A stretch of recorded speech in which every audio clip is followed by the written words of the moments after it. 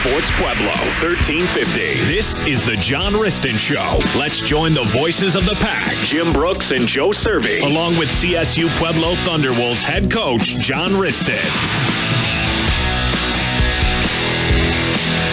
And good evening, everybody. Welcome.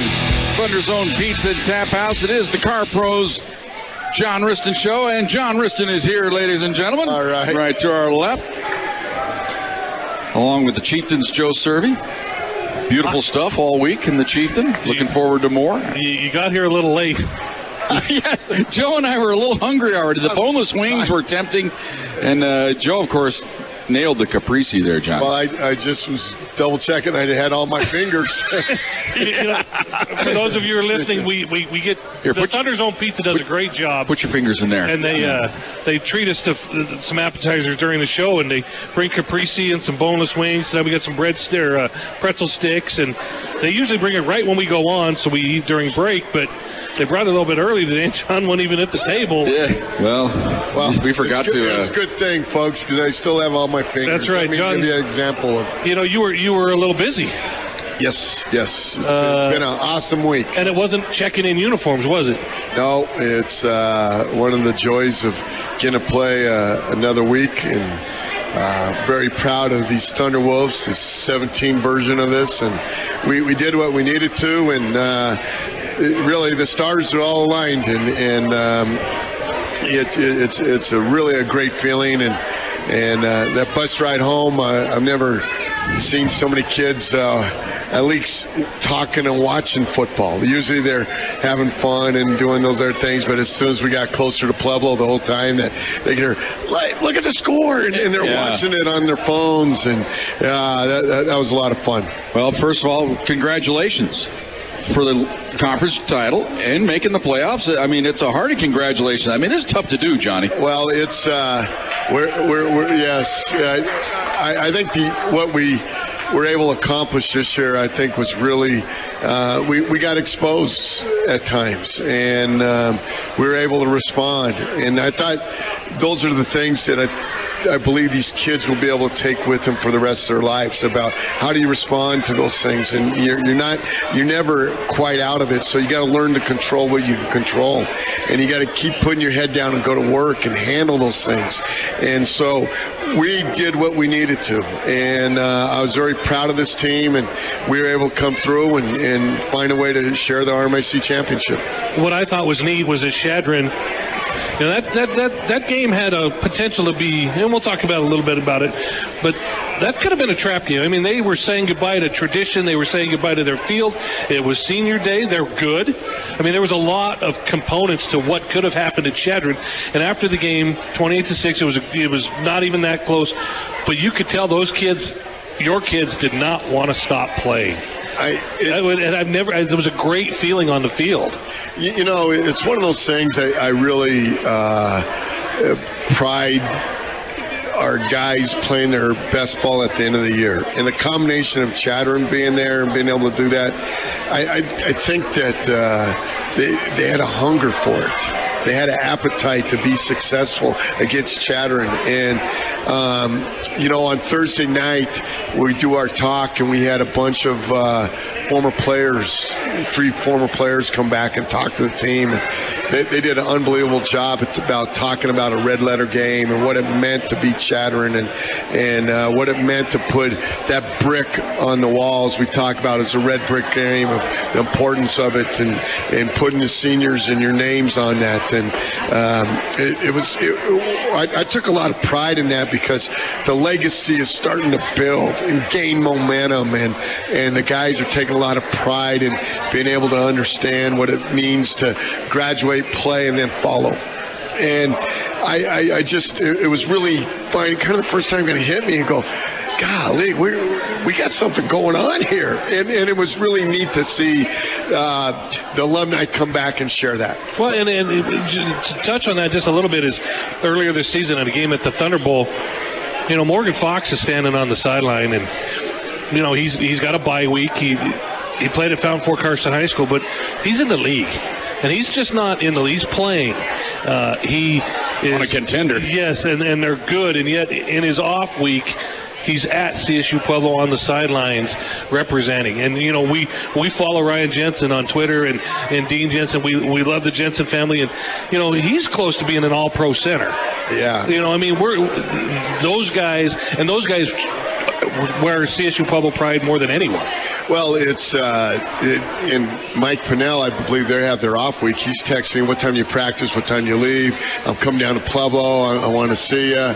You know, I want to see the guys. You know, they would come and stop and say, sure. They want to see the play. They want to see the team, you know. Yeah. And so, yes, it's all kind of worked in that formula that we had when we started it. Well, let's. You talked about the players on the bus getting excited, back and forth with the score. Joe and I went to the CSU Boise State game afterwards. He was probably in the president's box there at CSU. Well, no, you had, but I was sitting over in the Pueblo section because Bruno DeRose is back playing for Boise State. Right. So I go over and check in with Danny and sit down in front of him. He goes, man, great game. You know, wants to know all about the game. And he goes, how's the Mesa game going? So I pull up the score and I go, wow, it's 35-21 at halftime. And so, boom, he hits me in the back. It's like, oh yeah, it's great, man, it's great. So every time I give him a score update, I got this bruise that just kept growing and growing as game. But then when they got tied up, 35 apiece, I didn't bother telling them that because you don't want to relay bad news. And they say, well, all right. Then they're trying a field goal to take the lead, and they miss. Their field goal kicker is a phenomenal kicker, and he missed the field goal, which is, can't believe it. So then they score right away again. So it's like, well, it's 42-35. All right, boom, hits me in the back again. 49-30, boom, kept getting hit the whole second half. And then the word started spreading because it was kind of the Pueblo section because people kept coming over and telling, hey, we're Mason's loose, we're going to get in, And I go, hey, cool your jets a little. We got to make sure we get in. He goes, we're going to get in. I go, all right, so you guys go ahead and celebrate. But there was just as much buzz about that game and CSU Pueblo in that section as there was at the marathon going on down on the field with CSU and Boise State. So it's kind of cool that way. Well, it is. It's kind of what college football should be all about. The following your team and getting a little pride about it, and you're not there, you can follow another team. I mean, it's really neat to have something you're cheering about in November. Last year we didn't have anything to cheer about, and it became an uneventful time of year. Right. We were going, what do we do? Exactly. And so it's nice to build this excitement, and I'm proud of our kids. I'm proud of our coaches and what they've done. I'm proud of our trainers, our strength coach. Everybody that's touched this program is really invested this year, and it's been fun to be able to do that with a lot of new guys. And it was kind of neat that today at practice I have a team meeting every Tuesday or Wednesday with the gold shirts, the specialists, the meeting of the minds, the law firm of Tomlinson, Kuda, and Carter, and Tanner Kuda said, I never thought I'd root for Midwestern State. Yeah. Because he was at that game. He punted in that game. Right. And it was so cold. Remember the 2015 playoff game? It was so cold, and he said, and that's like you were talking about. All the guys you're watching the teams that had to win above you win, and the teams above you that had to lose. And it was kind of, Minnesota State, that's who you play this Saturday. They had to win. They gave you a little bit of help. Well, they in all reality, that their win, that we got a chance to play either them or Central Washington, because I knew we were either going to get in as the bottom seed is the only way it's going to be, and earned access really helped us because of the opportunity of Mesa dropping in our head-to-head with Mesa. That was our only chance, and so it worked. It just worked. Well, why don't you tell us, expound on the meeting, how it went. It was Sunday morning, 6 a.m. What was it? We want to know how Central Washington jumped Minnesota State. So tell us about what went on, first of all. Well, there's a lot of different variables that go into this, and so I think that everybody on the committee the week before really thought that maybe that we had it wrong after looking at it, and so when we started at 6 a.m. we started at the top, and that was really a half an hour to 40-minute debate about the things that the two of the top teams, and we felt like Central Washington with their had a little stronger schedule strength, that went out and played in Northern Alabama, was able to do those type of things. And so their one non-conference game. Well, no, they played. They had another one too. They had 11. Yeah, that's right. They played Kingsville. That's right. Down and played Kingsville, and so those are legit wins. They played 3. They played Dixie too. Those are legit wins. And so those things helped compare. And I think that in all reality, when Division II football play is not apples to apples all the time. Right. And there's a lot of different variables that go into that. And so there comes some subjectivity in that. And I think sometimes from week to week, you might have had an influence one way or another. And I think, I do think we announce it too early, meaning the 8th week, 9th week, 10th week, because their variables are so much different. Everybody gets their hopes up. I really think that. Well, yours changed in week 11. Well, it happens because now all your data points are in.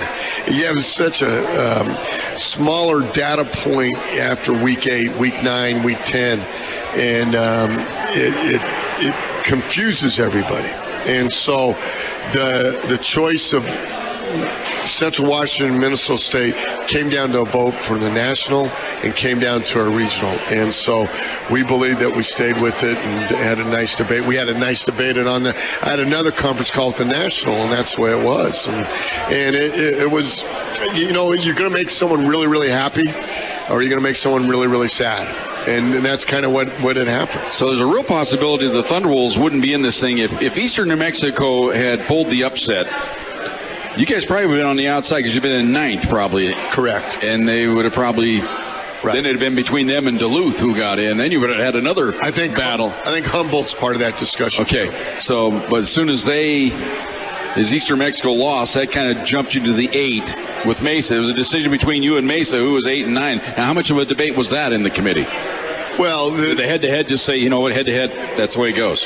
In all reality, the head-to-head was pretty cut and dry. There was no subjectivity to that. And so that was basically what that came down to. So, and I just looking at like schedules and the whole body of work, I think it's fair that the Northern Sun got 3. I think it's fair that the Lone Star got 2. And I think it's fair that the RMAC got 1 and the GNAC got 1. Yes, I believe that's accurate, and we're only going to have a chance to go prove that right now.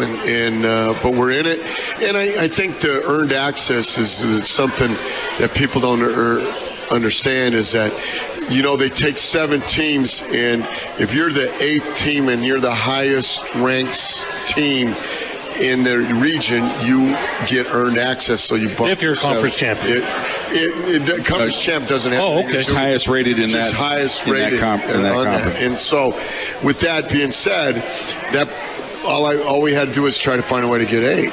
And so, there's only really 3 teams in our region that were undefeated of teams that were 500 or better, and we were one of them. Right. And if Mesa had won their game, they'd be in. Exactly. Yeah, so that's what it came down to, them getting upset by a good Azusa Pacific Ball Club. So that kind of gives you a window, everybody out there and people listening, exactly what goes on in the meeting room, and that explains it very well. But it also tells me that the GNAC got a little better. No question. Don't you think? I mean, we've seen Central Washington here. Okay, they've been at the Thunder Bowl. That's a conference that doesn't have a lot of teams, so a lot of times they play each other twice. And Simon Fraser's one of them. They're terrible, but Humboldt's always been pretty good. Azusa Pacific's been getting better. And Central Washington, Coach Bart? No, that's Indy. Who's the coach in Central Washington? I believe it's Coach Schaefer. And I mean they've slowly gotten better. Oh, they're really good. I mean, to be ranked number 1 in your region, be able to do that. That's really a great accomplishment, and I've seen them on tape twice, and they're really good. All right, well, it takes care of that. We come back after this timeout. We're going to talk about the Shadron game, and first of all, though, come on down, Thunder Zone Pizza Tap House. Stuff is great. We've got the boneless wings here tonight, the caprese, the pretzels. My wife loves these pretzels, the soft pretzels with the cheese stuff. Oh, it's out of this world. What are you going to have for dinner tonight? I don't know. Isn't it quite? It's a tough choice. It is. It's very tough. I might go calzone tonight. I haven't decided yet, but there's all that good stuff. Come on and join us all. Plenty of cold beverages as well. We'll be on here until 7 o'clock. We are taking your questions. I got a lot of them so far. If you do text one in, it may not get in unless it's a great question. And if you're in the house, we got the hot mic. We'll take questions in the house as well. You jump the shark. You get right ahead of all the text questions. Right. If you're in the house, and come on over. Questions. So 719-671-7574 is the number. 719-671-7574 to text a question, or you can come up here to the hot mic and give us a question there. It is the Car Pros John Wristen Show. We are at the Thunder Zone Pizza and Tap House right here on Fox Sports Pueblo. The John Wristen Show on Fox Sports Pueblo 1350.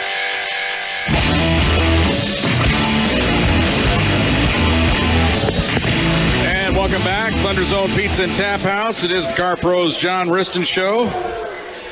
And these stupid iPhone updates. I hope this doesn't go into update mode. There we go. I thought I was going to start updating here when I've got 17 texts on for questions. That's awesome. We'll get to those here in a moment. Let's quickly touch, though, on the game against Chadron State. I thought you guys came out and kind of established yourselves early on in that ball game, and it was... I mean, they were ready to go. Joe and I always talk, it always feels like a real football game when you go to play Chadron State. Everybody's ready to go. Seems like their team is ready to go. You guys are ready to go. It's a great football atmosphere. It's one of the best, I believe, in the RMAC, that football's important there, and you know it. And they treat it that way. And they are it's a special place to play, and that field's special. And, you know, the opening drive, they make a couple first downs, right? Kind of going okay, and then we lined up, and Tanner came through and blocked it with his armpit, and then Jaden picked it up and close to going that close. He kind of picked it up and stumbled, and then the guy ran him down, and but then it was nice to see us take advantage of that. You know, sometimes in a season you sputter on those opportunities, and we didn't sputter at all, and we ran the ball on a nice little power play that had almost all 10 guys on defense over that side, and we were able to get a hat, and Marche did a nice job getting the ball in the end zone. Well, their head coach said, hey, when we start fast, we're good. And they right out of the gate took it down the field, but you guys found a way to stop them, which was key. Right. Thought you guys might have got a break. What the film showed, did the guy catch the touchdown in the back of the end zone, or was he out? Their first touchdown that was nullified, the officials came over and talked about it. He was out. He was out, okay. That was the discussion, and I thought that was a key break for you early in the game, because easy could have done the old geography thing and thrown up the arm, said touchdown, been down 7-0. Who knows what happens after that? But you get a break there, and then you get the kick block. Well, what else do you expect me to say, Jim? I mean, he was definitely out, buddy. Well, you could say he was in and say, hey, we got a call, because good things, you know, when you start getting things going your way, it was that kind of day. It wouldn't surprise us if that call went your way, because everything went your way that day. Well, we'll continue to have that luck. No, everything went that way early. Yeah, well, independent. And then once the officials just started to establish themselves, once they got going, you know, John, you know, you've had a lot of penalties in a game when the former associate SID at Chadron goes, is that a school record for penalties? And I looked down at 21 accepted. 21. There were some that weren't accepted, Coach. Well, I know you don't keep superlative negative stats, but you couldn't have been happy with that. It was a very disappointing within the game. Within the game, you talk about it, and so all those byproducts of what you do to try to establish are not what we want to be about. And so you just go, what the hell is going on? And you know, they used a hard count on us. And the offside calls were frustrating. You know, and that was my fault as a coach. I firmly believe that I said on my notes, I looked back and I wrote down, I showed the defense 6 weeks ago. I said we need to start going on 2 in practice instead of trying to get as many reps and doing that. Well, who didn't emphasize it? I didn't emphasize it. So that was the thing of it, making sure that we emphasize those things. You know, on defense, we had more defensive holding calls than we've ever had. Yeah, what was going on there? And Darius was like, you know, don't they know? Joey said, don't they know who that guy is? Who he is? Or care? Apparently not. They don't care. So it was one of those things that we just got to get better. And then we had a 49-yard penalty. Yes. Oh, I know. That was damaging. And everybody reads it right, and our guard gets out, and Alex, instead of going back, I mean, he doesn't need to do that. But they called a flag. It wasn't blatant. It wasn't doing those things. So they called a flag on him. And you're pulling your hair out. You're tired of screaming. You're tired of throwing a fit at it. And we just got to be better at that. And that's one of the things that I talked about on Monday is this is the time for us to get so much better in this big goal box that we're going through. And so it's one of those issues that is got to be solved. But I do think a lot of times I'd like our playoff officials. Yeah. Okay. I'd like kind of like let the players decide it a little bit more. Let's go play, and that's what my gut's telling me. Well, then we'll move on. During that first half, you get a 14-0. Then one of the crucial plays of the game. Tell us about what went into the fake punt call, because it was a beauty and it was a game changer. I think that really broke their back. Well, the fake punt. I think that obviously when you ever have something like that, you're rolling the dice, and I felt like we were set up for it just because where the ball position was. It wasn't 4th and 15, and I don't think a lot of people expect you to fake it in your own territory like that. And it was what, 4th and 8, 4th and 7. It wasn't short distance. It was kind of a mid-range. It was 4th and almost 9. Yeah. Okay. So and so I said I checked over and said, Leo and Kreiner, I'm faking this. They go, oh, okay. Put us on the spot again. Put us on the spot.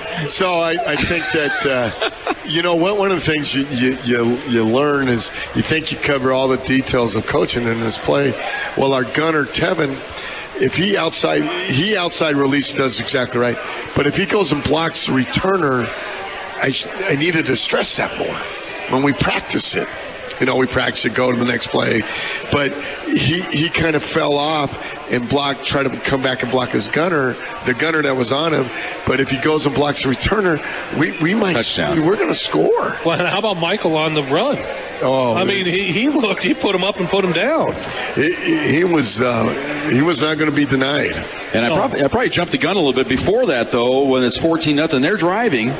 They're getting it deep into your territory there, and they get stopped. That was one of those. Usually you watch these referees now these days, they always make sure they spot it far enough for the first down to move the chains. Well, a funny thing happened. He didn't quite spot it far enough, and we talked about it before the game. Were we ever going to get a measurement this year? We're talking to Joel Smith, the athletic director. We haven't had a measurement all year. Well, lo and behold, you get a measurement, and they're an inch short. Well, it was at the only part of the field that's like it was at the double dip in the crown.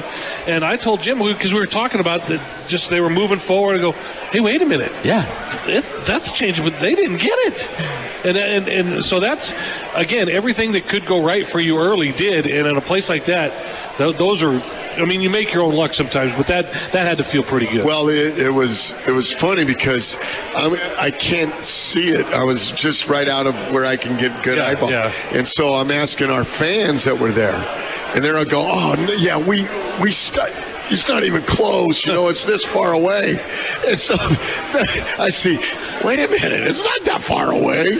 And they pull the chains, and I go, oh, no. And the guy gets down there, and he goes, yeah. And I go, all right. Yeah. Whether it's 2 inches or 2 yards. All right. At that point, it didn't matter. That was cool. All right, we're going to take another break here. We're going to come back. We're going to get to as many of these questions as we can because we got a ball club to talk about as well. Minnesota State. We're going to do that in our 4th segment. But this next segment, we'll take as many questions as we can get. If you're here in the house and want to give John a question, you jump the shark, you get right to the front of the row. We got tickets for the Alkali Shrine basketball tournament this weekend as well. It should be an excellent 4 basketball games each day at Massari Arena. But come on back and join us. Car Pros, John Wristen Show. We are at the Thunder Zone Pizza and Tap House right here on AM 1350 Fox Sports Pueblo. The John Wristen Show on Fox Sports Pueblo 1350.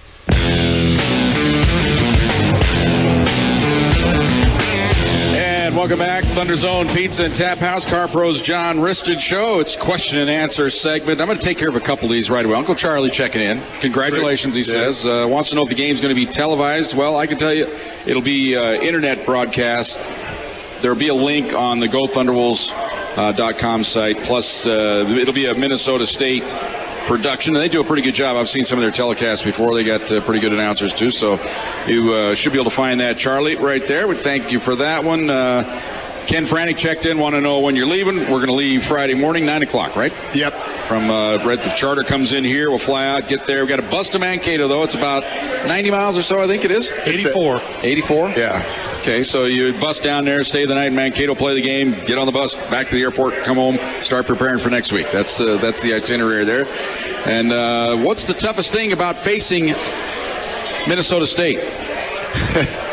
Well, we don't have a full hour of the show to discuss that. They're very talented offensive line. Their receivers are 6'4", can run, and they have two tailbacks. I believe that one of them is supposed to be coming back. So they're talented, but to me, their defense is really what I think is really probably the best defense we've faced in a long, long time. They run to the ball. They're sound in their gaps. They just tackle so well. And then they got one of the best field goal kickers in the country. 21 of 22 with a 63 is his longest kick on the year. That's not too bad. No, he's as good as we've faced, and so I go on, and there's a reason why they're 11-0, and have done a great job, and it's going to be one hell of a challenge for them. Well, they stopped the run. They only give up 71 yards a game, and that's what you like to think is your strength, is being able to run the football, so that's where something's got to give. You got to be able to run the ball a little bit, plus you're going to have to be able to throw it. It's obvious you're not going to be able to run it every time on them because they're that good, so you got to do some things in the play-action game, I would think. Yeah, I think that we got to be better than we ever have ever done before in our play action and be able to protect our quarterback. Okay, I got one here I can answer on our own. I want to know how many players are back that played in the national championship. I think for the Thunder was 8 guys. Maybe that played, though, maybe 3. There were maybe 8 guys on the roster. Well, we got... But Boyd played a little bit. Dion played. Marche played. Yep. And you had, I think, Feenstra was on the team. Well, Ty McCauley started. Yeah, of course. So there's and Keith Head played on our field goal block team and was a backup the whole time. So it's not like it's like a bunch of guys that played because there's that big a turnover. I got on their team about 9 guys, but only 3 of them that really contribute because you got to understand they're either a freshman that year or a redshirt freshman if they're playing in the game this week. So it's not like everybody is, well, we got to get back at those guys. Well, there's just a few guys from each team, but the programs know each other. A long time ago. And really, Spencer, Nathan, Corbin were all backup guys there, right. and they all traveled, and so we have, I believe it's almost close to 13 people that were on that team, but a handful only played. Well, that goes to the question I got. It was whoever this is, and I know who it is, and you probably do too. Is his phone starts 720 is the area code, and then his first 3 numbers are 666. Oh, so you got to go get a new phone number, man. You're the devil. He wants to know specifically how you match up in the trenches. Well, I think that their offense line is big. They're really good at what they do. They continue to just do what they do, and they haven't played a 3-4 team with the slant angles, and so I like our speed versus their size. I like our matchup at our 2 guards. I think Spencer Nath and Alex Mitchell have to have great days and being able to block their 2 inside guys. And then I think we'll be all right with Keith Head on the edge and Ty McCauley on that. But I really believe that our center and our two guards in offense have to have one heck of a day. And then I like our speed on defense, but they just zone and maul you a little bit that way, and so we got to rally and get to those tackles. Well, we liked a little bit of that package you said with Shattern. I mean, you'd have Ty McCauley on the edge, and then you'd have a tight end, then you'd have Morgan Smith, and then you'd have Boyd. And then Patrick O'Malley. Right. Okay. Right. Yeah, exactly. Right. Heavy. Yeah, that's the heaviest package you could put out there. That's the field tilted that way. Yes, it did. So and you used it quite a bit. Well, yeah, we were able to. Aaron Eckhoff had a little strain on his back with muscle spasms, and so. Why don't you update us on his condition right now? I think he's going to be ruled out for this game. But Patrick O'Malley is a more than adequate backup for that. All right. Another listener wants to know, this probably goes without saying, how much does playing in the postseason affect or assist in recruiting? It's a little slower to get out on the trail, but you'll take it. Well, I think winning for your program validates what you're trying to sell to the people and the recruits, so it just really is one of those things that all coaches kind of sound the same, but now you have some validation to the formula that you have here. Another listener wants to again know the itinerary, and I guess somebody asked me, I think it's 8 hours, is it? If it's longer than an 8-hour bus ride, the NCAA flies you. And is it an 8-hour cutoff or a 9-hour? What is the cutoff? It's 600 miles. 600 miles. It's mileage. Okay, so it's not the hour. Well, that'd be about the same amount, though. Well, but you think about it, Wichita Falls was it 598? Yeah, it was right on the borderline. In 2015, I couldn't believe that you didn't fly to Wichita Falls 2 years ago because of that. Because I think we looked, it was like 594 or something. It was under the 600 miles. It was one of those that the year before, if they kept it at 500, we would have flown. Right. Okay, so they go by the mileage factor. But the team will be flying out 9 o'clock. NCAA charter will be in here right at Pueblo Airport, flying to Minneapolis and bus to Mankato. All right. Person wants to know, this is because... Rick's in the house. Rick, if you want to come up, but he texted this question. He wants to know if Minnesota State's ranked number 1, how come they're a number 2 seed? But it's two different deals voting on it. Right. The coaches poll that Rick is referring to about Minnesota State really has no bearing on the playoffs, and so the comparison of the two that people get mixed up is really the polls have nothing to do with the playoffs. And us as coaches felt like Minnesota State should be number 1 or voted them number 1. And I think it's all where you started at the start of the season. If you keep winning, you're going to move up, and because you can't watch all the other teams.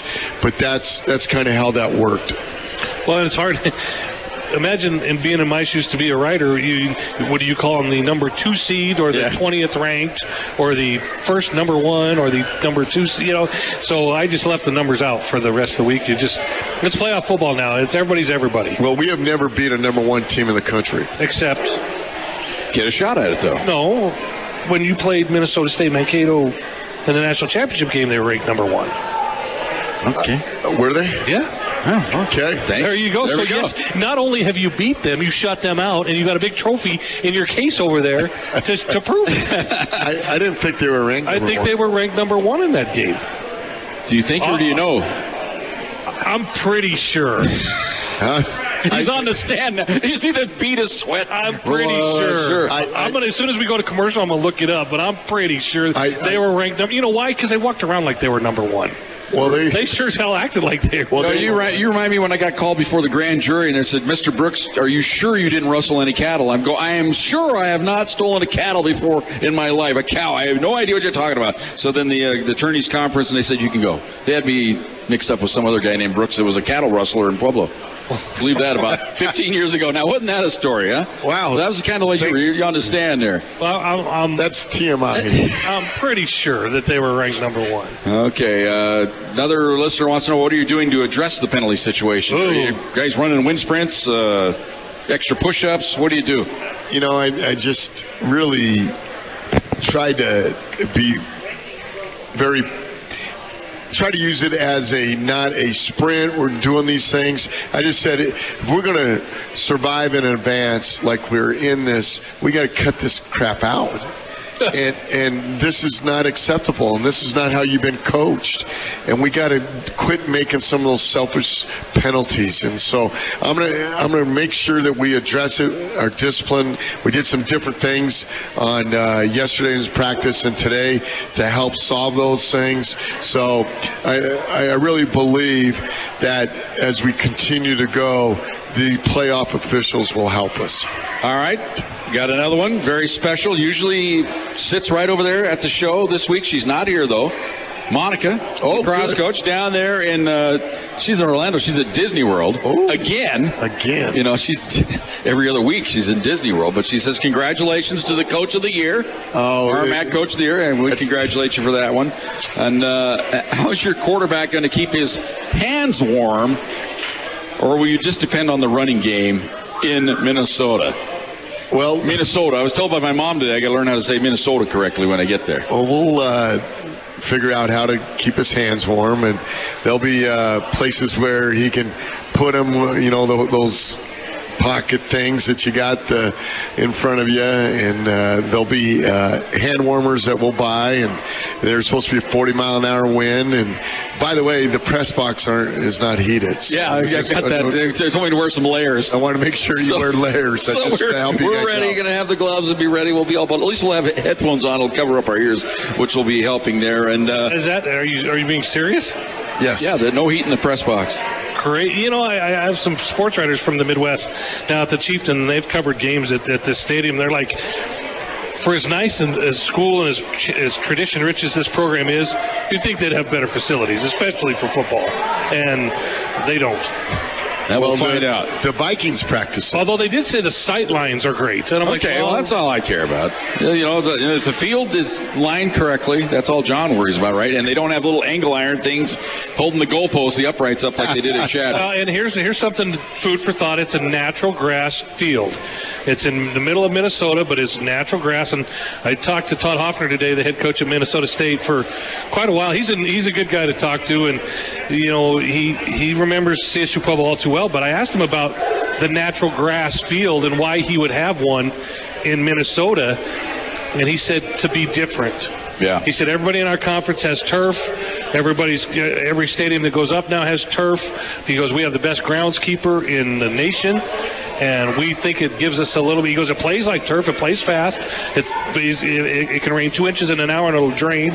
So we don't have drainage problems. But he said we just wanted to be different, so we stayed with turf. So they have a warmer blanket on it, so that it's all covered up, and it's warm, and so the turf should not be frozen. All right, that's cool. Now, it's the temp on Friday. It's supposed to be in the mid-40s with a little bit of rain, and then Saturday, like you said, the wind's supposed to be the main problem on Saturday. The temperature, I think it was down in the 20s. Now I noticed the forecast today up in the mid-30s, so it should be all right. Monica wants to know if you promised the team that you will dance up and down the aisles after you win the ball game Saturday.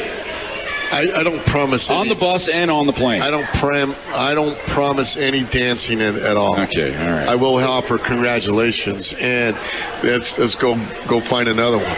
Well, I'll tell you what, Monica, if the Thunderbolts win next Wednesday night here at the Car Pros John Wristen Show, I'll do a little dance with you right here after the show.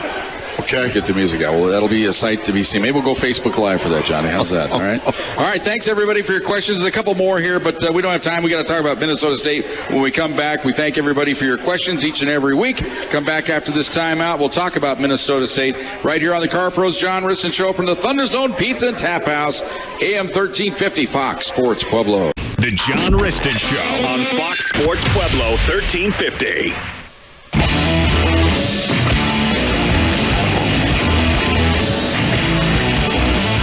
Welcome back. Car Pros John Wristen Show, Thunder Zone Pizza and Tap House, ready for the final segment. We get ready for this week's opponent, Minnesota State. Here's some of Minnesota State by the numbers. Average 42 points a game. They only give up 13.6. The big number that jumps out at you, only allow 71 yards on the ground.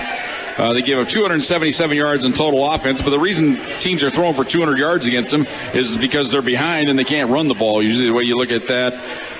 Turnover-wise, they're a +8.